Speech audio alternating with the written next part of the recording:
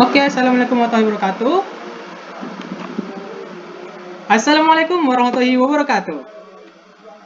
Waalaikumsalam warahmatullahi wabarakatuh. Salam sejahtera untuk kita Halo, halo. semua. Om Swastiastu, Namo Buddhaya, Salam Kebajikan. Bagaimana kabarnya teman-teman semuanya? Alhamdulillah, baik, Mas. Alhamdulillah, semoga masih tetap semangat ya, walaupun masih puasa, udah masih baru berbuka, baru taraweh, masih lemes-lemes gitu, pengen tidur, pengen rebahan, tapi kalian lebih memilih untuk melihat sebuah webinar luar biasa yang pematerinya juga sangat luar biasa. Pematerinya ini dari anak PBSI loh, anak sastra, ngerti sastra, pendidikan lagi. Ih, Ini luar keren. biasa gitu.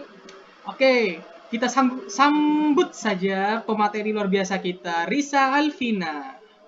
Tepuk tangan dulu. Oke, silakan Mbak Risa. Jadi kita ini akan untuk aturan mainnya, Mbak Risa bisa menyampaikan dulu materi yang Mbak Risa siapkan. Setelah itu nanti akan ada sesi tanya jawab bersama moderator dan nanti dilanjutkan dengan sesi tanya jawab beserta peserta-pesertanya.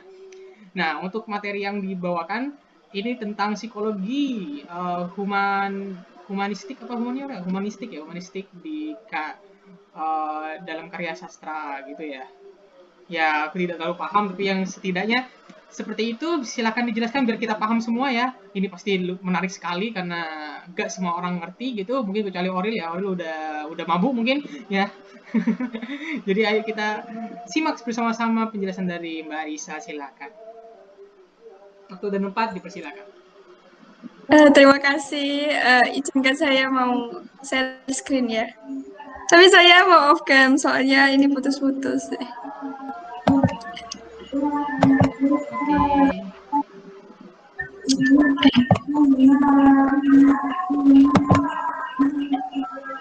Astaga.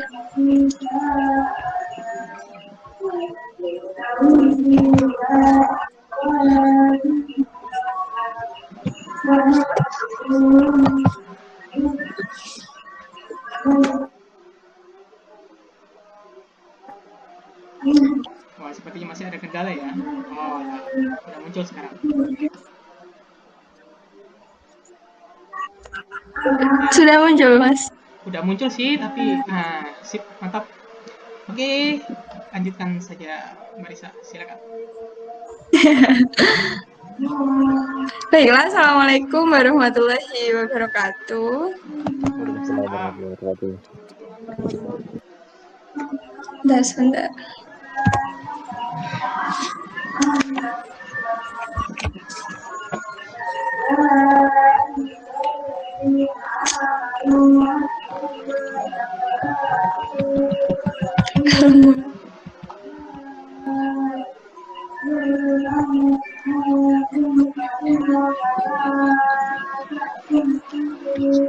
Masih loading ya, Mas?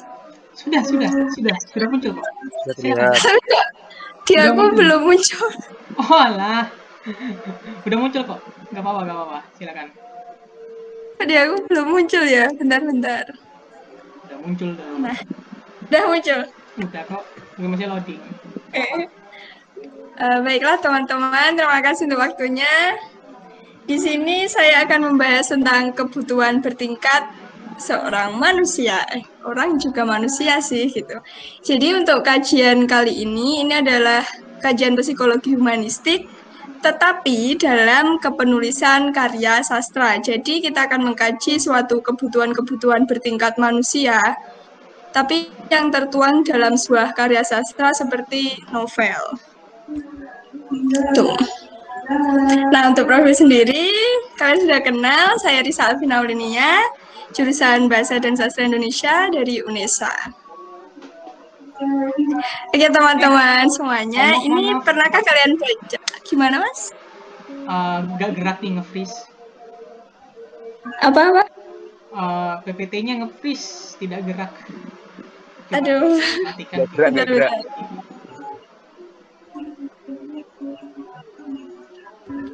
Ya, mohon maaf ya teman-teman, masih ada kendala teknis. Tapi Sampai mana, Mas? Baik, Nge-freeze-nya di mana? di awal. Di awal.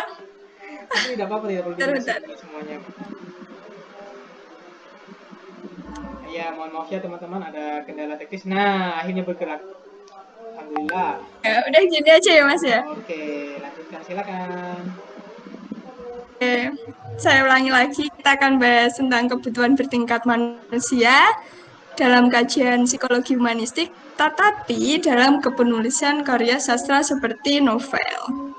Nah, untuk profil sendiri, saya Rizalvina Aulinia dari Program Studi Pendidikan Bahasa dan Sastra Indonesia, UNESA.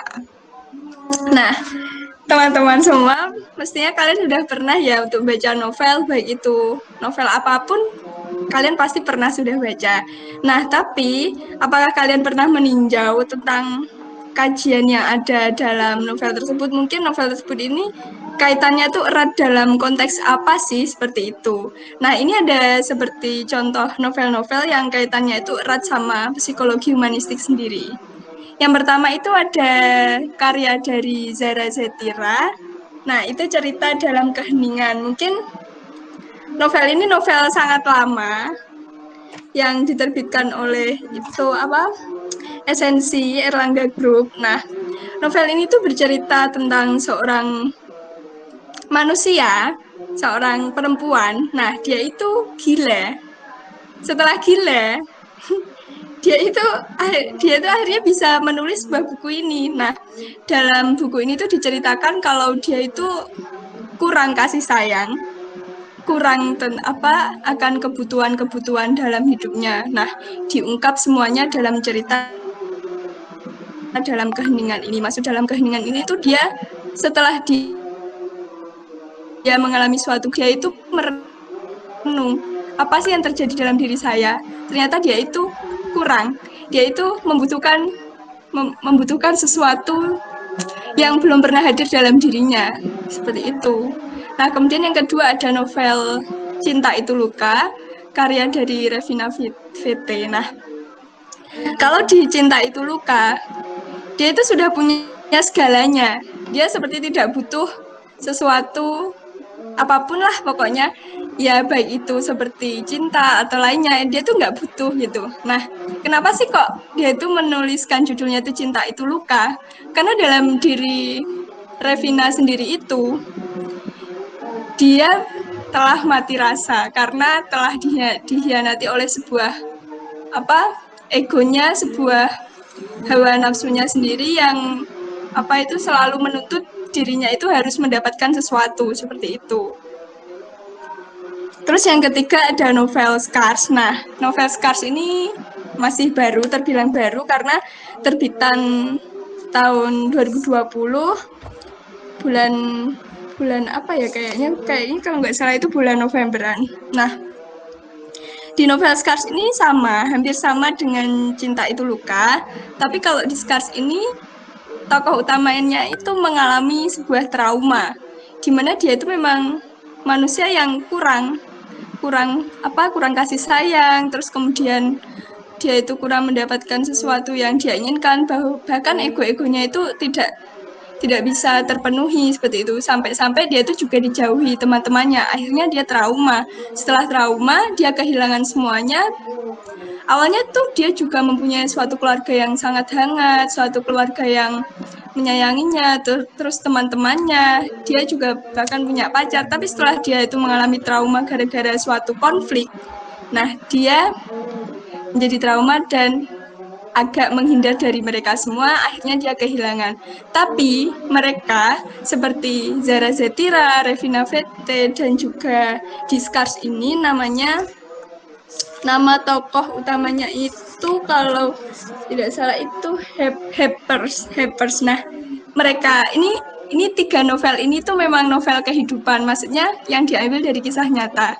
Nah, psikologi humanistiknya yang tadi seperti kebutuhan bertingkatnya itu tertuang semuanya dalam ketiga novel ini, karena semua manusia itu pasti membutuhkan sesuatu kebutuhan yang memang harus terpenuhi gitu. Nah, kita lanjut ya. Pasti bertanya, apa sih itu psikologi humanistik? Nah, psikologi humanistik sendiri ini adalah ilmu yang membahas tingkah laku manusia dan alam bawah sadar manusia serta kebutuhan dalam kehidupan. Kenapa kok alam bawah sadar? Emang psikologi itu kan nyangkutnya kan ke alam bawah sadar. Nah, kemudian humanistik adalah suatu yang mengaji manusia. Akhirnya psikologi humanistik ini ada ilmu yang membahas tingkah laku kebutuhan manusia. Seperti itu. Lanjut. Nah, apa saja sih kebutuhan bertingkat manusia itu? Yang ini saya ngutipnya itu dari buku Mazhab ketiganya Abraham Maslow, kebutuhan dasar fisiologis. Nah, kebutuhan dasar fisiologis ini seperti kalian itu butuh makan, minum, gen. Nah, itu adalah kebutuhan yang sangat dasar dan itu memang wajib juga, kalau enggak kita enggak hidup gitu. Tapi tentunya kita semua sudah kebutuhan yang dasar atau kebutuhan fisiologis ini kan sudah terpenuhi. Nah, yang kedua, setelah kebutuhan dasar fisiologis ini tercapai, kita membutuhkan suatu kebutuhan rasa aman. Maksud dari rasa aman ini, kita hidup di dunia ini harus aman. Kita kayak nggak mau gitu ada kejahatan. Nah, itu adalah kebutuhan. Kita tuh harus merasa aman. Kita harus merasa enjoy terhadap lingkungan-lingkungan kita. Kita harus merasa aman dengan sahabat atau orang yang dipercaya kita, seperti itu. Dan kalian tuh kalau namanya manusia ya harus menuntut, aku harus aman sama kamu. Kalau aku ikut kamu ya kamu jaga aku jaga kamu. Nah, seperti itu. Dan yang kebutuhan cinta dan memiliki. Nah, yang ketiga ini adalah kebutuhan cinta dan memiliki. Nah, semua manusia pasti membutuhkan suatu cinta. Nah, cinta ini bisa hadir itu adalah keluarga. Setelah kalian mendapatkan kebutuhan cinta dalam keluarga, mungkin kalian akan mencari cinta yang lain, seperti kalian suka dengan orang lain. Nah, setelah kalian membutuhkan suatu cinta atau mengharapkan sesuatuan, memiliki, saya ingin memiliki kamu gitu. Udah gini, contohnya kalau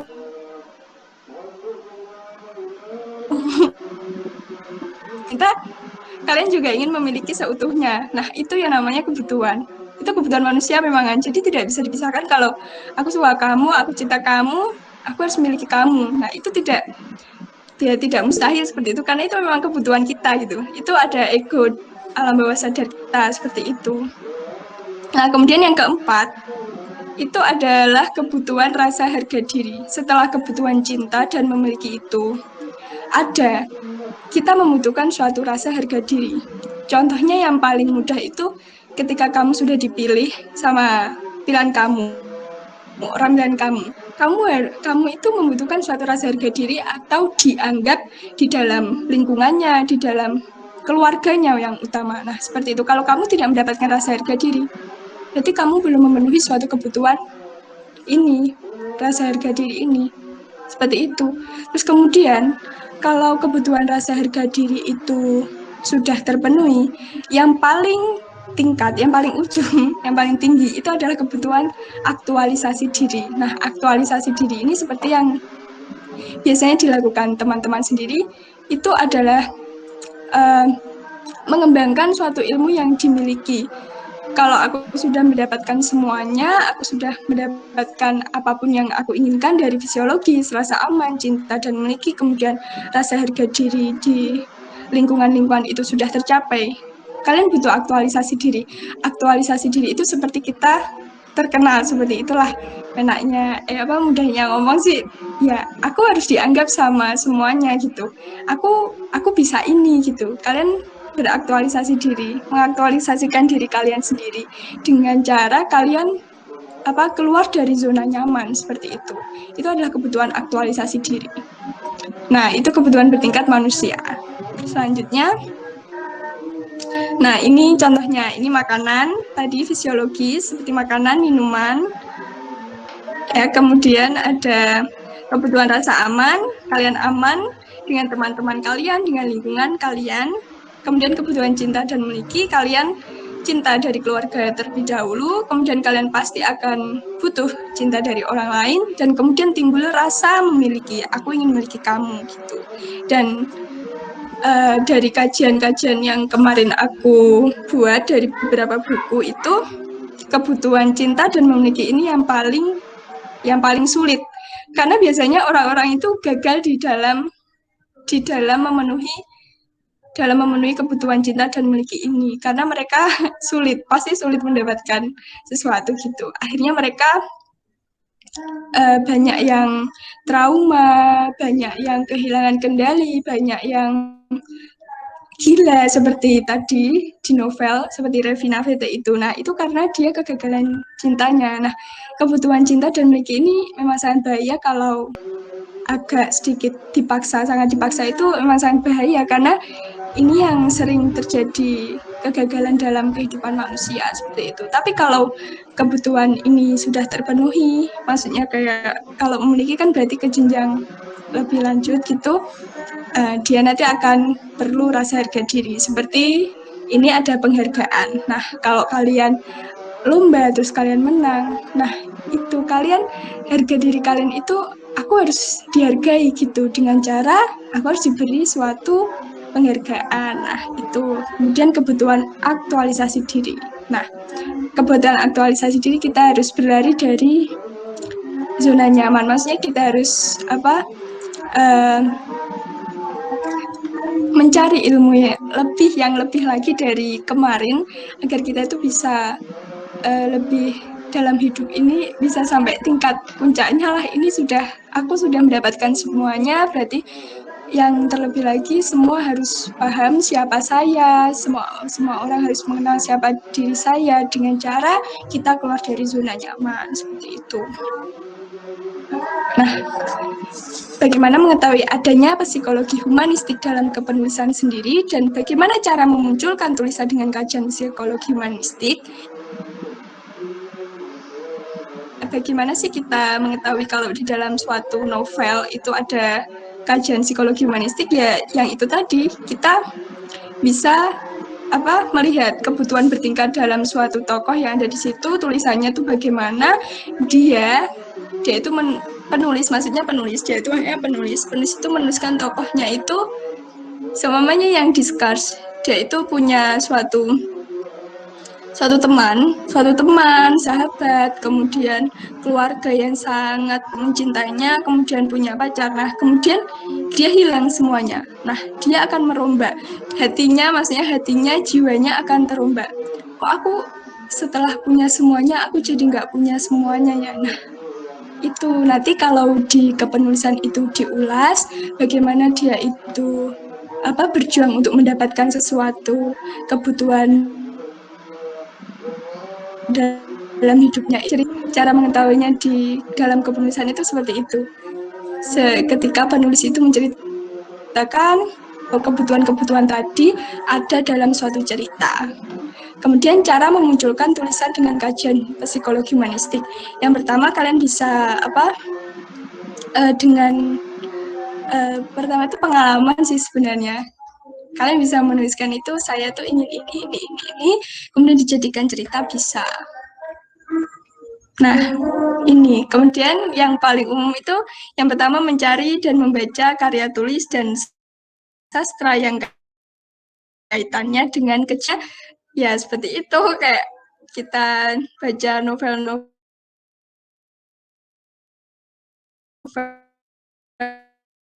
yang sebelumnya, terus permasalahan jiwa gitu. Terus kemudian biasanya menyangkut psikiater. Nah, kalau di dalam suatu novel psikolog itu biasanya itu kayak dokter yang menangannya psikiater itu. Di situ nanti akan ada tokoh yang menjadi psikiater gitu sih. Kemudian cara memunculkannya dengan mengambil masalah hidup kita, kemudian mengambil permasalahan sosial yang ada, kemudian bisa menuangkan suatu penyakit psikolog. Makanya suatu penyakit psikolog kan banyak ya, kayak gila kayak gitu.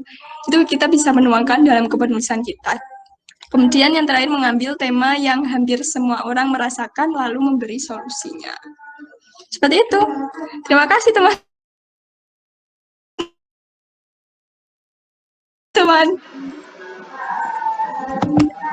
Oke, mantap sekali Mbak Risa, sebuah pemaparan materi yang luar biasa tentang kebutuhan manusia. Wow, kebutuhan manusia tadi cinta-cinta ya. Cocok sekali tuh. Terutama itu tuh, sama yang baju biru lagi problematika cintanya sedang naik-naiknya. Cocok sekali. Setiap manusia membutuhkan salah satunya itu adalah cinta dan memiliki, tapi tidak sampai-sampai. Aduh. Ya, keren-keren sekali. Terutama ini untuk kepenulisan juga ya. Jadi sesuai dengan aturannya, jadi kita akan loncat ke loncat ke sesi selanjutnya, yaitu tanya jawab bersama moderator. Jadi Risa akan menjawab pertanyaan-pertanyaan saya. Oke Risa. Jadi tadi kan ada ini ya, kebutuhan manusia, ada fisiologi, ada rasa aman, ada cinta, harga diri, dan aktualisasi diri. Ya. Apakah semua kebutuhan itu untuk mencapai kebahagiaan itu, kebutuhan manusia itu semuanya harus tercapai? Apakah semuanya itu harus tercapai baru kita bisa bahagia? Ataukah sebenarnya itu hanya standar umum kebahagiaan? Ataukah sebenarnya kebutuhan manusia itu benar-benar dibutuhkan manusia nggak sih? Gitu.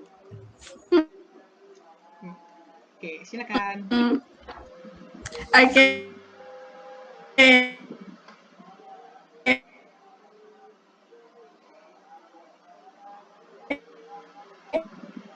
Jadi kalau kebutuhan untuk mencapai suatu kebahagiaan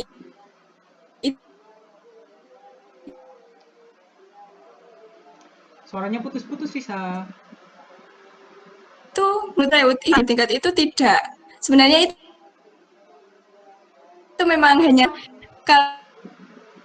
kalian belum sebagai ya itu memang kalian kebutuhan kalian sudah tercukupi. Sudah nggak apa kalau kalian ingin lanjut ke tingkat berikutnya ya silahkan, malah lebih bagus. Itu menurut Maslow. Kalau menurut Freud itu malah agak ngeri sih gitu. Kalau menurut Freud itu kan hanya manusia akan mendapatkan suatu kebahagiaan jika dia sudah mendapatkan seks, seperti itu. Kemudian ada teori behaviorisme sendiri, nah itu hanya mengkaji suatu tingkah laku saja. Sehingga dalam mazhab ketiga Maslow ini tadi dijelaskan secara rinci kebutuhan bertingkat manusia itu seperti fisiologis, rasa aman, cinta, kemudian ya tadi sampai ke aktualisasi diri. Nah itu tapi kalau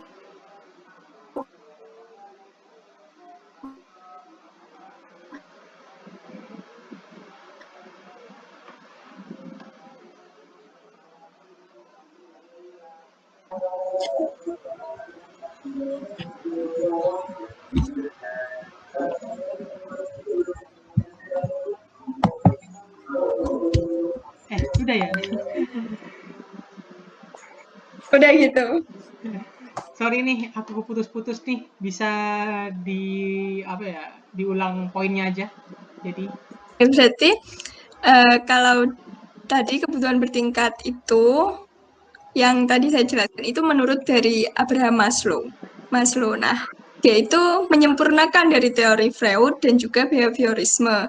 Yang teori sebelumnya itu kan hanya seks dan juga tingkah laku yang membuat kita bahagia. Namun kemudian Maslow ini dia menjelaskan secara rinci kalau manusia itu kalau untuk manusia itu harus mencapai tahap-tahap berikut, tapi itu hanya dasar kita sudah bahagia sebelum sampai aktualisasi diri ya itu memang masih kebutuhan kita sendiri, ego kita masih sampai di situ gitu. Kalau kalian mau sampai ke aktualisasi diri ya ego kalian akan berkembang lagi gitu. Berarti kalian belum bahagia saat ini gitu. Kalau sebelum mencapai aktualisasi diri, intinya itu tadi kebutuhan bertingkat yang tadi itu hanya dasaran saja gitu. Oke, jadi intinya kebutuhan-kebutuhan manusia ini harus tercapai dulu baru bisa bahagia. kalau nggak makan nggak bahagia kan, lapar terus. Siap, mantap, keren sekali. Nah, selanjutnya nih, tadi kan aktualisasi diri itu berpindah dari zona nyaman gitu ya, keluar dari zona nyaman gitu. Nah, gimana nih kalau nanti keluar dari zona nyaman malah gak nyaman? Itu gimana tuh? Berarti tahap aktualisasi diri kakaknya itu belum sampai. Kan kita punya ego ya. Nah, kalau belum nyaman ya berarti, kalau malah nggak nyaman berarti itu belum sampai ke tahap aktualisasi itu, gitu sih. Kan kalau tahap aktualisasi itu sampai kita bahagia, benar-benar bahagia, kita tidak butuh. Kita kan sudah punya semuanya. Nah, kita tidak butuh apapun. Kita hanya perlu menambah suatu ilmu-ilmu untuk untuk pokoknya beraktualisasi gitu loh, kayak pokoknya aku bisa ini gitu, terkenal gitulah intinya. Kalau emang nggak nyaman ya berarti belum sampai ke tahap itu, seperti itu. Oke, mantap. Nah, nih untuk masalah penulisan nih di sastra, kenapa sih harus ada hal-hal psikologikal gini dalam sebuah kesastraan, sebuah bikin novel? Kenapa sih harus ada kayak gini? Emang apa sih pengaruhnya? Nah, sebelumnya kalau di novel itu psikologinya itu banyak, seperti psikologi mimpi, psikolog sosial, psikolog banyak lah pokoknya. Nah, yang kaitannya dengan psikologi humanistik itu sedikit, hanya beberapa sih. Tapi ini di novel-novel kehidupan, nah itu harus ada. Kenapa? Karena itu untuk memotivasi pembaca gitu. Terus kemudian untuk memberi suatu solusi kalau kita mempunyai masalah seperti ini, cara menyelesaikannya seperti ini gitu. Pokoknya untuk mencari suatu solusi yang ada, yang mencari solusi masalah yang ada dalam diri pembaca seperti itu. Dan juga untuk membuka pikiran pembaca itu, kalau orang itu seperti ini, berarti kita menghadapi seseorang itu harus seperti ini gitu, dalam segi psikologinya gitu. Oke, mantap. Seru nih tentang psikologi nih, psikologi, tentang sastra dan lain-lain. Mungkin teman-teman yang lain ingin bertanya, aku berikan kesempatan. Silakan. Bisa melalui kolom chat ataupun langsung saja bisa, dengan raise hand juga boleh, atau langsung saja buka mic dan ngomong, itu juga sangat kita apresiasi. Silakan untuk teman-teman. Mumpung nih pematerinya ada di depan mata, udah duduk-duduk cantik dengan kerudung abu-abunya gitu. Biru mas. Biru ya. dari kamera ini warnanya abu-abu loh. Nah, ya, berarti kameranya nih menghilangkan pigmen warna. Ayo teman-teman silakan bertanya. Bolehlah satu aja, gak apa-apa, 1, 2 gitu. Silakan. Ayo, ini yang galau-galau nih. Gimana nih? Saya mau nanya nih. Ya ampun. Aku mau nanya itu bingung mas. Aku mau tanya yang mana gitu. Yang dari tadi yang saya cinta gitu Pak intinya. Soalnya gini, yang di novel Scars, aku ada ini novelnya. Nah, di sini tuh ceritanya Hebers itu dia punya suatu masalah, dia itu di pelecehan seksual di sini tuh. Kemudian tuh dia punya, ya semuanya punya. Dia tuh ya juga dari keluarga yang berada, semuanya pokoknya punya.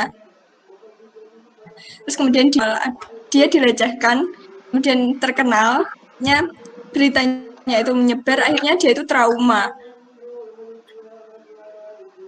Sebenarnya yang individual, tapi aku mengkajinya itu dari segi humanistiknya, karena aku mengkajinya tuh setelah dia trauma, dia itu ingin mengembalikan semua yang dia punya. Ya bagus loh, yang mau baca nggak apa-apa. Tuh, silakan nih. Ada rekomendasi tuh. Kalau yang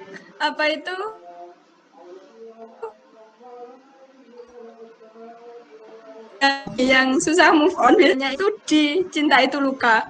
Nah, Cinta Itu Luka itu menyebutkan bahwa semua laki-laki. Ini kajiannya lebih ke feminisme sih sebenarnya. Novelnya dibawa temanku, jadi nggak bisa aku tunjukin. Nah, dia itu awalnya itu si siapa tadi namanya Revina. Si Revina itu dia itu memang suka suatu kajian-kajian tentang feminisme, terus kemudian sex education seperti dia itu kayak fuck gitu. Dia tuh punya banyak cowok gitu. Kemudian sampai dia tuh hafal mana sih laki-laki dari segala bentuk modusnya, dari segala bentuk bohongnya dia tuh hafal sampai-sampai dia itu awalnya dia dipermainkan sampai dia sakit hati, lalu dia mempermainkan laki-laki. Nah, seperti itu wanita yang sakit hati ganti mempermainkan laki-laki, kemudian sampai dia itu bertemu sama seseorang, akhirnya dia mati rasa. Setelah diberitahu, setelah ngomong-ngomongan sama tokoh atau sahabatnya itu. Itu bagus sih, tapi buat mati rasa sih kalau novel yang Cinta Itu Luka itu. Itu silakan, itu Ilham mungkin mau jadi buaya, nah di situ tuh banyak tips-tips di situ. Ilham, silakan dicoba. Udah Kalau diprediksi. yang ini cerita dalam keheningan itu dia seorang perempuan, dia tuh dibenci sama ibunya sendiri, bahkan ibunya sendiri itu ngatain kalau dia tuh pelacur gitu. Dia itu hanya disayang sama ayahnya saja, sama ayah, nenek, sama kakeknya, dua keluarga politik. Semua keluarganya itu berpolitik. Bahasan-bahasan dalam keluarganya itu juga politik, sampai dia tuh kurang kasih sayang dari ibunya. Dia tuh nganggap kok ibu saya seperti ini, ibunya hanya sayang pada adiknya. Akhirnya dia itu butuh yang namanya cinta seorang ibu. Akhirnya dia itu mencari mencari kekasih. Nah, dia itu sampai sayang pol sama kekasihnya itu.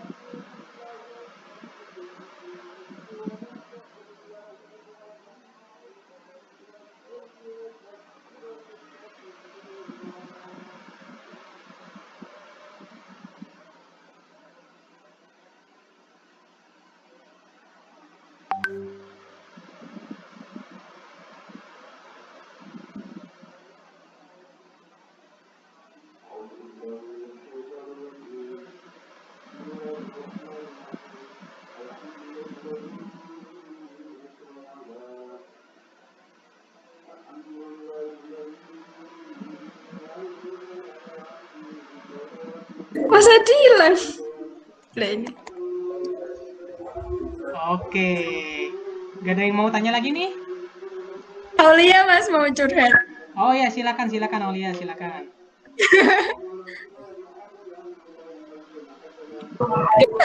Di sini.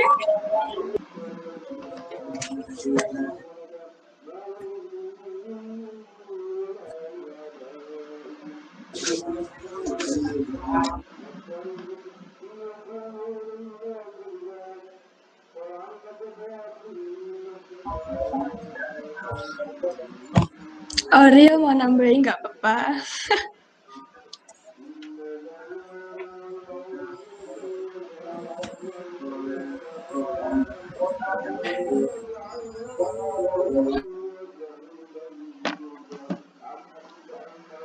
Wah, sudah? Gimana? Udah cukup atau bagaimana?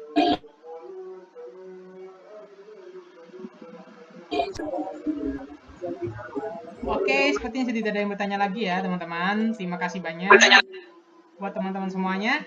Dan terima kasih juga kepada Mbak materi yang sangat luar biasa ini, Mbak Risa Alvina, dengan segudang pengalamannya, terutama dalam membaca novel dan lain-lain. Nah, bagi teman-teman ini yang butuh banget nih referensi, ya? Kenapa? Ada pertanyaan? izin VN. Mau tanya. Saya mau Oh iya, silakan. tanya. Tadi itu udah dijelaskan. Risa juga menyebutkan bahwasanya kan apa tadi? Pokoknya orang itu manusia itu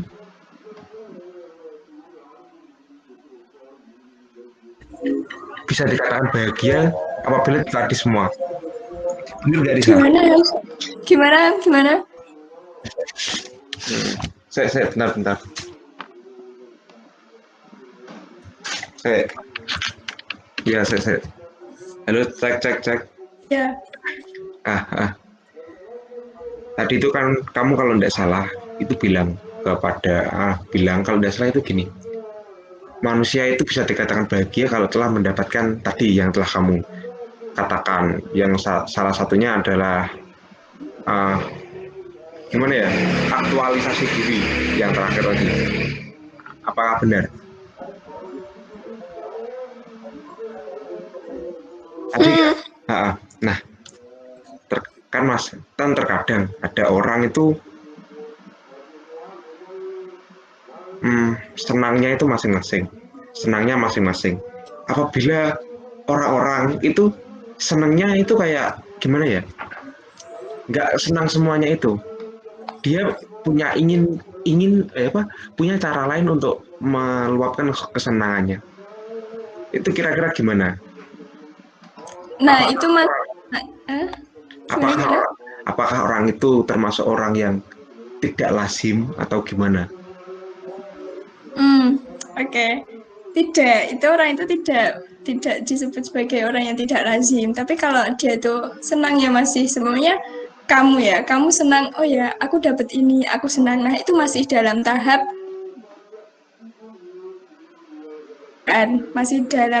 kamu harus dihargai seperti itu. Kalau di dalam aktualisasi diri itu biasanya sudah kayak dia tuh udah mendapatkan semuanya, dan aktualisasi diri itu dibutuhkan dia itu harus terkenal kayak gitu loh.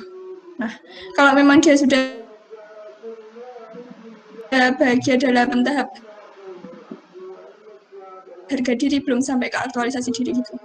Karena dia belum punya ego kalau aku harus bisa terkenal, aku harus bisa dilihat sama orang banyak. Nah, kalau udah sampai tahap itu aktualisasi diri. Kalau dia baru senang dalam apapun, tapi dia tuh belum merasa aku harus terkenal sama semua orang tahap harga diri gitu. Aku merasa dihargai kayak gitu, Mas ya. Jadi aktualisasi diri dalam artian itu kita berhasil menunjukkan kepada orang-orang bahwa ini loh aku gitu ya. Itu sampai tahap paling atas itu. Biasanya tuh kalau aktualisasi diri tuh ada orang yang sudah tua gitu. Berat banget itu. Emang paling berat itu aktualisasi diri. Makanya kalau di kita kan mungkin cinta dan memiliki, iya. Dari situ wes gagal. Jadi untuk keseterusannya itu. Dari situ wes merasa gagal.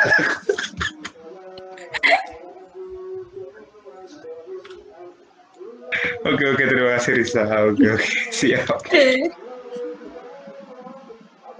Terima kasih. Saya kembalikan ke moderator. Siap, makasih Mas Ilham. Luar biasa pertanyaannya. Luar biasa juga sih jawabannya. Nih, ada pertanyaan lagi nih dari Aulia Somya Romadina. Nah, izin bertanya dong, masih bolehkah? Ya boleh dong. Kan tadi pembicaraan sempat menyinggung kasih sayang orang tua. Itu penting ya kalau tidak salah. Semisal dari lingkungan keluarga yang orang tua kurang ada rasa peduli kepada anaknya, lalu anaknya pun mempunyai rasa kurang peduli juga terhadap orang tuanya karena merasa kebutuhan cinta dan memilikinya tidak terpenuhi. Apakah hal ini Apakah hal tersebut bisa termasuk ke dalam suatu penyakit psikologi? Waduh, sampai ke penyakit nih. Gimana nih, Mbak Risa? Oke. Itu Mungkin kalau dia itu juga sebenarnya masuk sudah kalau di dalam penyakit psikologi, karena gangguan mentalnya itu pasti sudah mentalnya sudah terganggu, karena dia itu biasanya anak itu akan depresi kalau dia itu sudah tidak punya kasih sayang dari orang tua, dia akan mencari kasih sayang orang lain, seperti itu. Makanya bisa mendapatkan apa yang diinginkannya, egonya tidak ke orang lain nih, itu yang akan bisa menyebabkan suatu penyakit. Biasanya penyakitnya itu ya tadi depresi, kemudian setelah depresi dia akan jadi gila. Kalau sudah gila biasanya sembuh, terus kemudian ada trauma, nah itu yang bahaya. Kalau dia sudah sampai tahap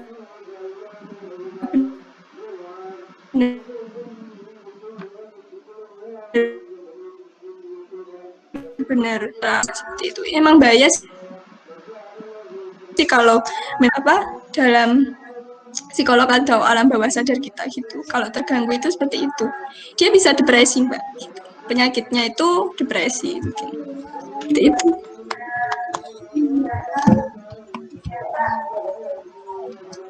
Oke, Mungkin ada semoga itu menjawab ya Mbak Aulia. Semoga. Ini mungkin pertanyaan terakhir nih. Gimana? Ada lagi gak nih? Kalau nggak ada aku yang tanya. Oke, sepertinya tidak ada. Aku yang tanya aja ya. Mbak Risa sendiri bagaimana Mbak Risa sendiri? Ada di tahap yang mana sekarang?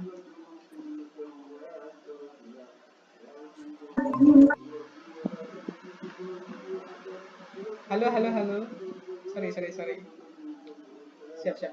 Ya, jadi gini. Aku yang tanya ya. Mbak Risa sendiri sekarang bagaimana Mbak Risa sendiri? Dari teori Abraham Maslow bagaimana? Udah di tahap mana nih? Udah sampai aktualisasi diri itu kah? Atau bagaimana? Dan kalau saya ego saya gimana? Ya udah gak apa-apa lanjut. Gimana Mas Edi? Iya, sekarang ada di tahap mana dan nanti rencananya ke depan bagaimana? Kalau saya itu izin aku masih dalam tahap itu, kebutuhan cinta dan memiliki, kayak gitu. Di situ sih. Kayak gagal di situ, makanya egonya masih ke situ. Tapi sekarang masih belum sih. Saya masih dalam tahap itu sih. Kalau sekarang kalau di cinta dan memiliki udah gagal, jadi masih di tahap rasa aman. Saya berusaha aman di dalam lingkungan saya gitu. Berarti belum merasa aman ya? Di beberapa orang saya belum merasa aman kayak gitu. Oh. Oke. Siap. Ya udah deh, kalau gitu udah ya, kita sudah kehabisan waktu. Terima kasih untuk teman-teman semuanya, termasuk ke moderator. Moderator, saya pemateri. Terima kasih untuk pemateri yang sudah mempersiapkan materi yang luar biasa ini. Dan juga buat teman-teman semuanya, terima kasih sudah berkontribusi dalam webinar Wiratara ini. Oh iya, belum disebutin ya apa ini acaranya. Oke, sampai jumpa lagi. Mohon maaf apabila ada salah-salah kata. Ketemu lagi di webinar Wiratara bulan depan. Terima kasih. Wassalamualaikum warahmatullahi wabarakatuh. Waalaikumsalam warahmatullahi wabarakatuh. Terima kasih. Bulan depan